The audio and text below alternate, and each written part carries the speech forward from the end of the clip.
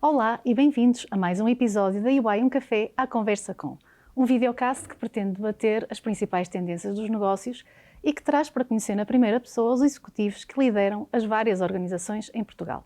Hoje é com muito prazer que temos connosco Helena Freitas, Country Lead da Sanofi Portugal, função que também acumula com a de General Manager na área das vacinas. Bem-vinda, Helena. A Sanofi Portugal conta com mais de 150 colaboradores, tem uma aposta forte na área da inovação, com 16 moléculas em estudo e mais de 140 centros de investigação nos vários hospitais.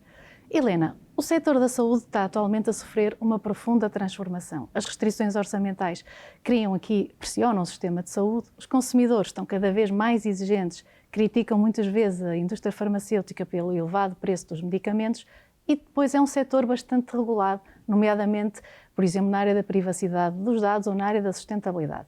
Como é que a Sanofi Portugal tem vindo a lidar com todo este contexto exigente e quais os desafios para os próximos anos? Olá, Anabela, obrigada pelo convite. É um enorme gosto voltar a uma casa que já foi minha também. Bom, a Sanofi, tal como muitas empresas da indústria farmacêutica, tenta lidar com todos esses desafios de uma forma colaborativa, trabalhar com os governos, trabalhar com os diferentes parceiros e stakeholders da saúde, sejam doentes, sejam médicos, sejam prescritores, as farmácias, de uma forma colaborativa. Os nossos principais desafios prendem-se sobretudo com trazer essa inovação para os países, garantir que há acesso à inovação e reter o talento. Numa organização com inúmeros parâmetros de exigência, reter o talento é de facto também um desafio. Falamos também na questão da sustentabilidade e verifica-se que o setor da saúde, de facto, a nível mundial, tem uma percentagem em termos de emissão de carbono bastante significativa e essa estatística não é muito diferente em Portugal também.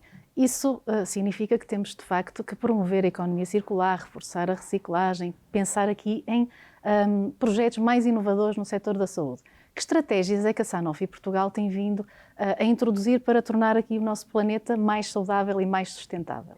Algumas, e eu diria que estamos muito felizes por partilhar que a Sanofi, a nível mundial, foi reconhecida pela revista Times como a empresa da indústria farmacêutica mais sustentável, aquela que contribui a nível mundial com maiores decisões e factos para essa situação. Vou-lhe dar 3 exemplos. Estamos, a partir de 2025, que é já amanhã, vamos retirar o plástico das nossas vacinas, por exemplo, os blisters, quando formos a um centro de saúde e quisermos administrar uma vacina, não vai existir mais plástico. Estamos também a decidir ter ecodesign, produtos de ecodesign. O que é que isto significa? Embalagens totalmente feitas com materiais renováveis e muito mais pequenas, o que faz com que o transporte, seja caminhão, avião, seja com melhor espaço e, portanto, podemos transportar mais com menos viagens e também quando são acondicionados no frio, poderem ocupar menos espaço e com isso gastar menos energia. Um desafio que eu deixo para o governo português, que se nos estiverem a ouvir, é que as compras sejam também sustentáveis. É algo que temos que dar esse passo. Muito bem, excelentes dicas e falando aqui também um pouco do seu percurso profissional, como disse, começou na EY, na área da auditoria e depois enveredou pelo setor da saúde. Na altura, o que é que a motivou a abraçar um desafio num setor totalmente distinto e que aprendizagens é que levou da experiência profissional em auditoria para as suas novas funções? Foi totalmente ao acaso, já tive a oportunidade de contar isso em algumas situações, mas foi precisamente pela experiência em auditoria e em análise de processos que me pediram para começar a trabalhar na Bristol Myers Squibb na altura, porque fui redesenhar processos, garantir que os procedimentos estavam todos bem e que garantiam que os resultados financeiros representavam aquilo que a companhia fazia. E por aí comecei, depois tive experiências do mais diverso, a área financeira, a área do marketing, a área das vendas e levar-me depois à área de relações governamentais e mais recentemente a ter a responsabilidade total pelo filial. De facto, um percurso bastante interessante e também interessante por ser um percurso também no feminino, que é sempre uma questão a salientar. A Helena já referiu num artigo de opinião que, enquanto diretora-geral da Sanofi, sempre sentiu que a empresa pesava mais o mérito do seu trabalho do que o género. Por outro lado, a Sanofi também tem um comitê executivo que é formado em 50% por mulheres. Sente que a diversidade de género é um tema que ainda merece ser debatido ou o setor da saúde em Portugal é, neste caso, uma exceção? Eu acho que o setor da saúde em Portugal é já uma referência em termos de diversidade e inclusão, mas provavelmente é dos únicos. E não quero falar de outros setores porque não é um trabalho, mas, por exemplo, temos a questão da banca, que é um setor que ainda merece e exige muita reflexão. Dou esse exemplo porque acho que reflete muito, em forma contrária, com a questão da saúde.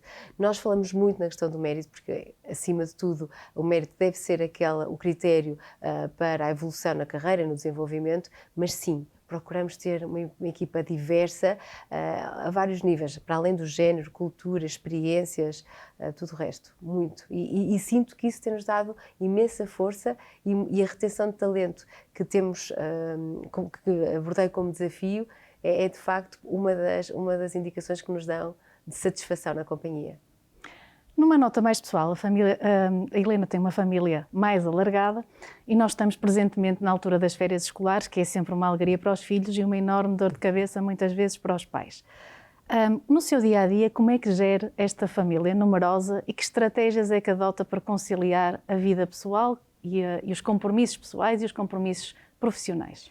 De facto, é aqui um grande exercício. Nós somos, em totalidade, temos 6 filhos, eu e o meu marido, o que faz com que haja uma enorme necessidade de planeamento, de organização e interajuda. E volto à primeira palavra que eu falei hoje, a colaboração.